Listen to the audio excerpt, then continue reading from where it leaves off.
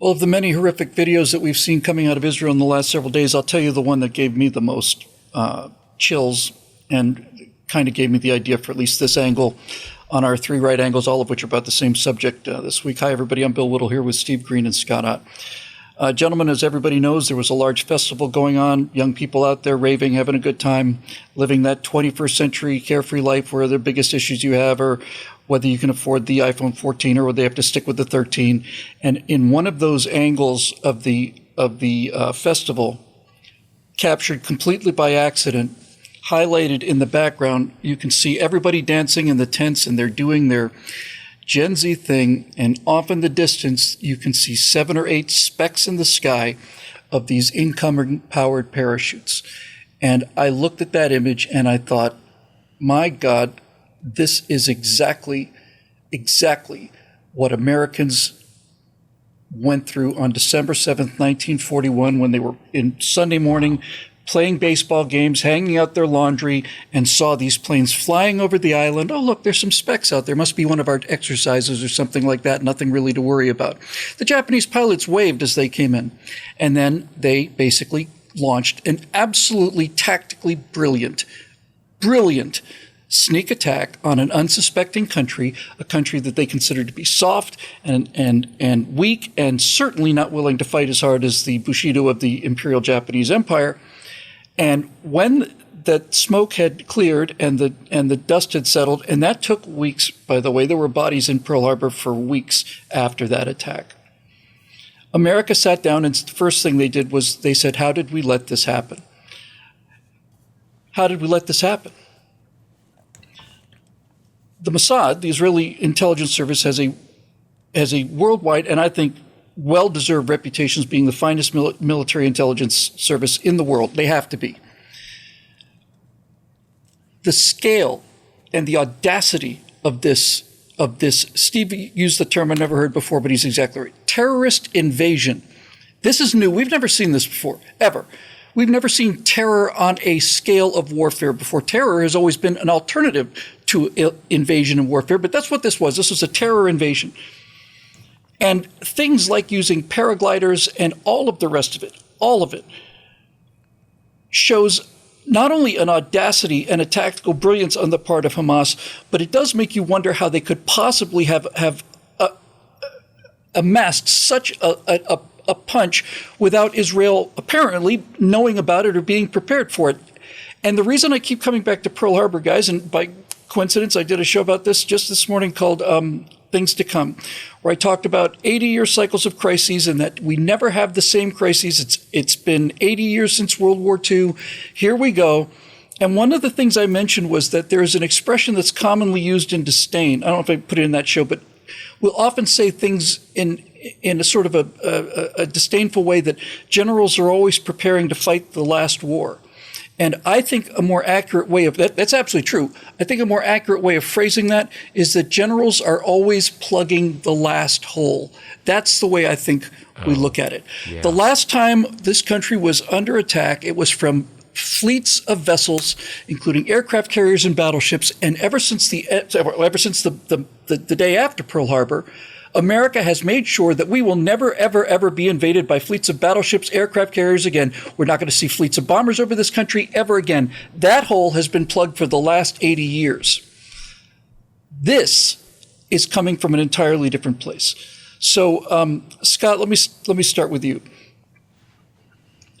One of the reasons that these Hamas murderers were able to inflict as many casualties as they did in the very, very early stages of this was because it's clear from the video footage that the Israelis simply couldn't believe that it was happening. Just couldn't believe it. I saw I came into 9/11 after the first tower had gone, second tower was still standing, and I remember thinking, that's so weird, because I was practically sure there were 2 towers there. I couldn't process it. Yeah, and I'm sure the people sitting there watching those bombs fall on Pearl Harbor on Sunday morning couldn't process it.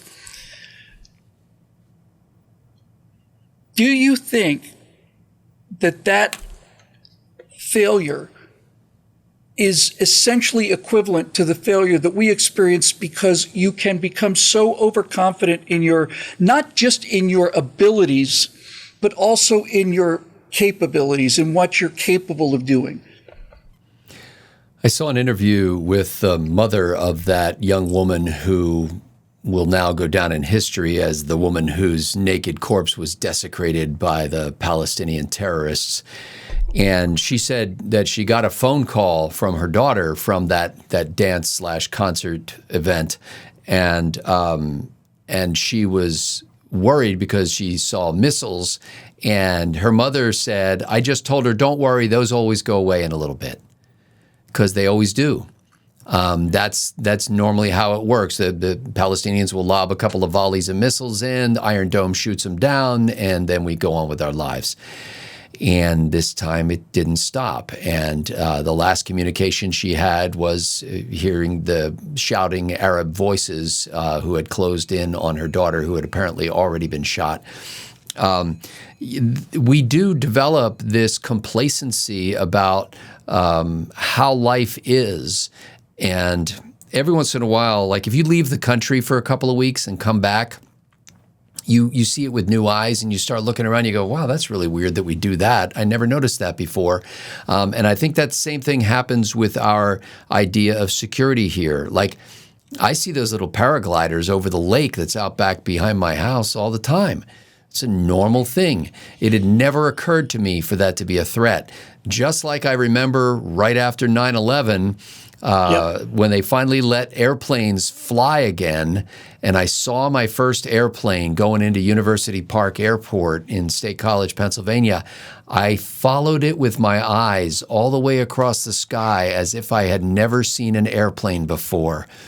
And it was imbued with a new meaning and a new threat that had never occurred to me. I'm sure that's how it felt at Pearl Harbor after they saw, oh, look, there's another squadron of airplanes. Well, of course, we're at Pearl Harbor. You always see squadrons of airplanes. And so how you prepare yourself for that is a bigger challenge than might at first occur, because you're basically saying you've got to have situational awareness and a high degree of alertness about potential threats at all times. And nobody wants to live their life that way. It's questionable whether you can live your life that way. I think it becomes such a stress-inducing kind of mindset. You can go through a couple of months or a couple of years of warfare and have that kind of high level of anticipation, but you can't go on for decades constantly worrying about whether that airplane or that paraglider or the guy with the bulldozer over there are going to be a threat to your very existence. So it's a flaw in military strategy, but I don't know what else. I mean, I know we have a lot of guys in the military, in the Pentagon, who are going, okay, let's just fantasize what might happen that we never anticipated. And so there are guys who get paid to do that. And there are contractors who are constantly saying, hey, we're at threat because of this and that and the other thing that you haven't considered. But if you fought the last war, it's really hard to think outside of that box. And I don't know. I mean, to a certain extent, I think, the enemy gets one mulligan. And then after that, you have to crush him. That's what I said. You get one sneak attack per war. You get one sneak attack per war, and that's it. Yes, and you were saying how long can you maintain the vigilance? Well, again, I'm referencing the things to come thing I did just yesterday. But it looks like you can maintain vigilance for about 80 years. That's about the length of time that you can go without essentially realizing, well, it hasn't happened today, so it's not going to happen tomorrow. Specifically in the case of Pearl Harbor, the United States knew that the Japanese fleet was no longer important. We didn't know where it was. And we knew that they'd been building this monstrous navy. And on the morning of Pearl Harbor, when this brand new radar system sees the incoming flights of Japanese bombers, dive bombers, torpedo bombers, and fighters, they said, well, what is that? Well, we're expecting some B-17s, so that must be it. Right? That's the flaw. It's not a military flaw. It is part of the human condition, is that complacency and that wishful thinking, that desire, almost overpowering desire to rationalize what you're seeing into what you want it to be, and then all of a sudden it isn't anymore. Steve, the reason I think that this is, as we pointed out in one of the earlier episodes, I think it was you, Scott, who mentioned that Israel said that this is their 9/11. I don't certainly mean to split hairs on, especially this close to this catastrophe, but I think really Pearl Harbor is a somewhat better example. Although 9/11 was Pearl Harbor, we're looking in the wrong place. Yeah. So, Steve, I think, as I said on one of our shows, I think this terror invasion, that's a wonderful term. I don't think you're doing yourself any favors if you say things like they got lucky or gee whiz or, well, if you don't understand that this was a tactically brilliant maneuver, operationally, and executed with the same tactical brilliance and audacity that the Japanese launched their Pearl Harbor attack, then you've still got some learning to do. But once that sinks in, Steve, you know as well as I do that the reason that we started the war so badly, and that at one point during the war, it was the USS Enterprise versus the Empire of Japan. Yep. When we finished the war, we had 33 aircraft carriers. We had a whole lot more of them just rolling down the stock. So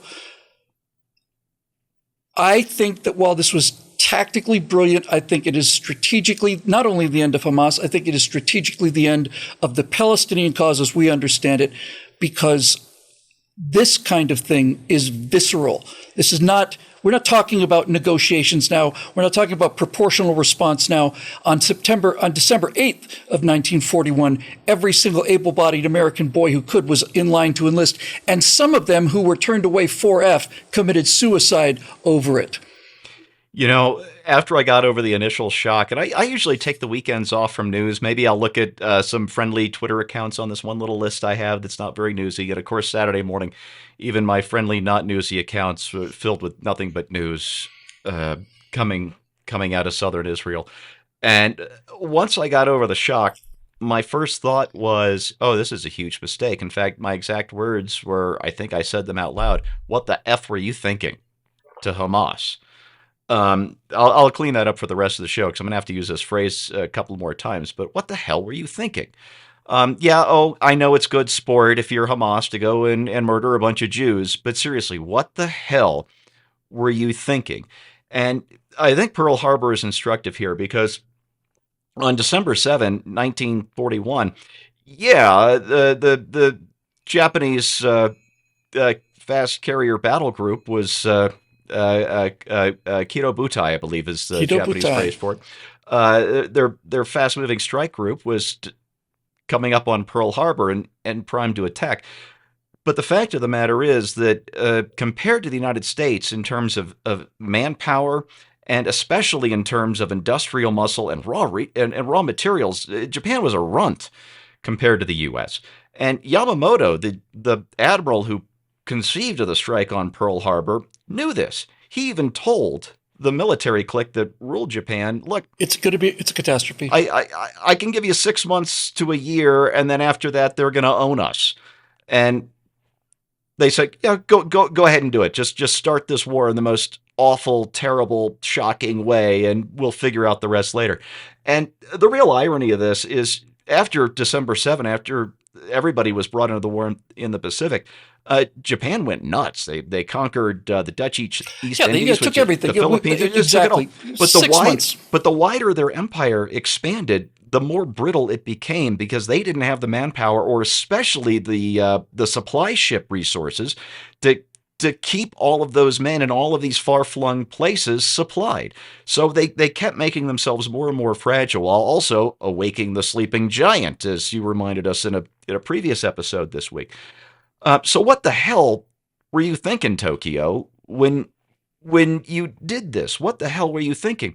And I have to think I'm not the only one who asked that question, because within a little more than 3 years of Pearl Harbor, not that much longer than 3 years, we had fleets of B-29s raging over Japan, dropping jillions of bombs, essentially unopposed.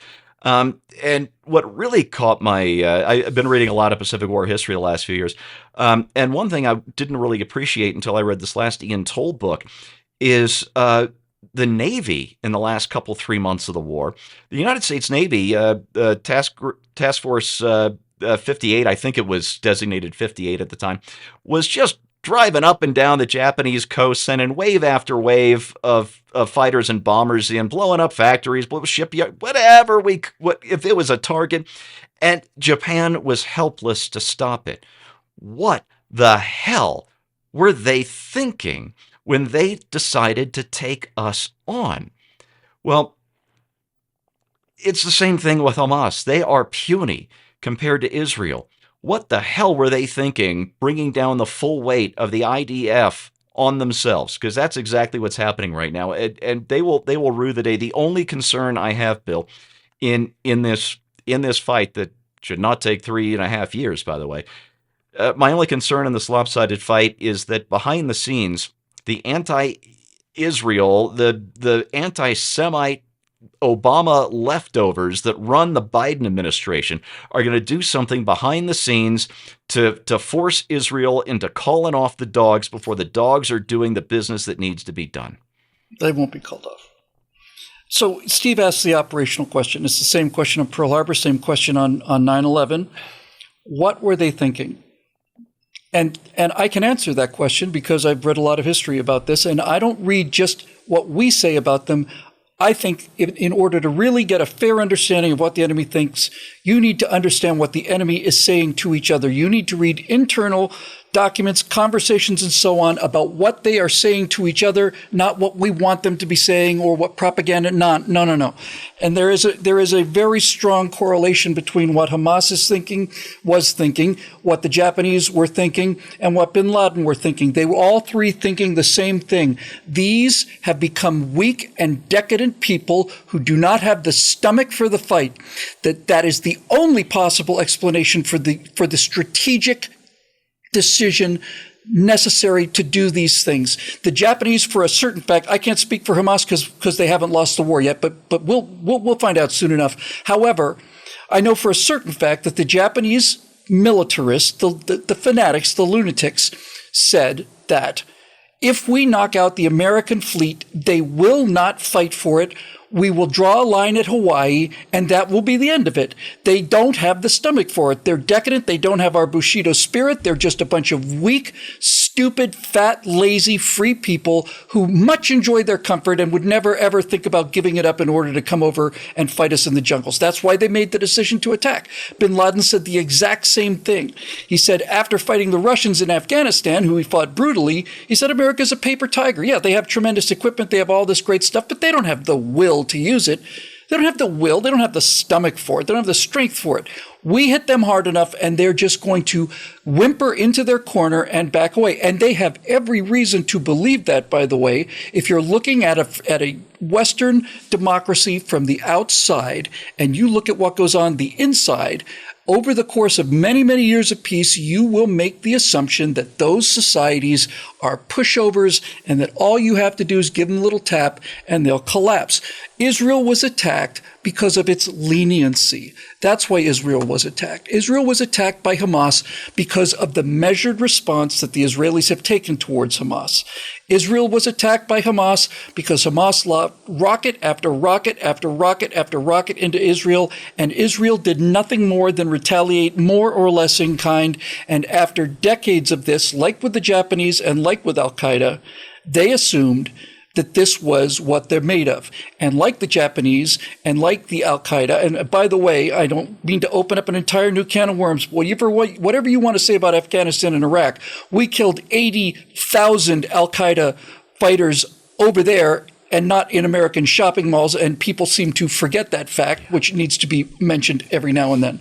They're going to find out what the Japanese found out and what Al-Qaeda found out, that decent people who cooperate and have fun and go to raves and do all the rest of these things, who live lives of softness and just want to be kind to animals, has a trigger point. There is a line and a limit, and Hamas has crossed it.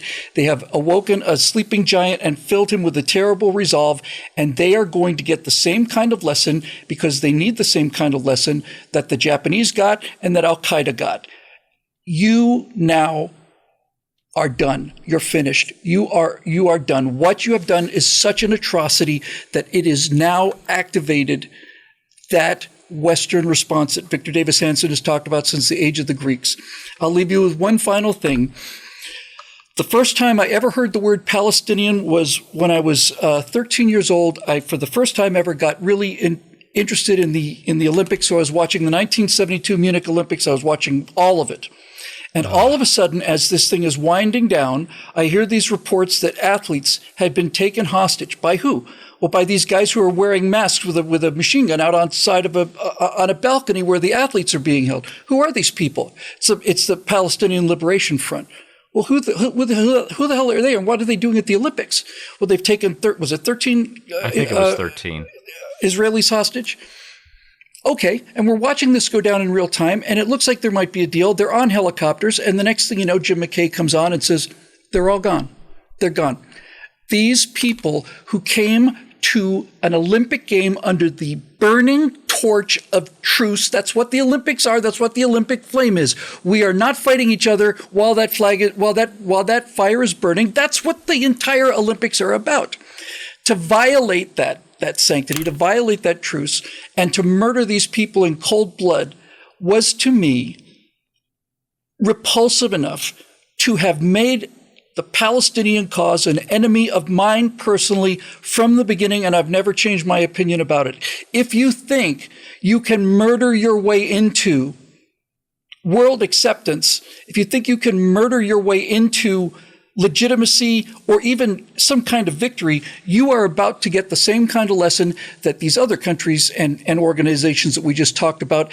And by God, I just sit here and say you have earned everything that is coming for you, and you have made that same mistake that these other Japanese and Al-Qaeda and many others have made. You do not want to make free people fight for their lives. And that's what you've done. And you are going to regret this for the rest of your lives, which for many of you, I don't think is going to be very much longer. For Steve Green and Scott Ott, I'm Bill Whittle. Thanks for joining us. We'll see you next time right here on Right Angle.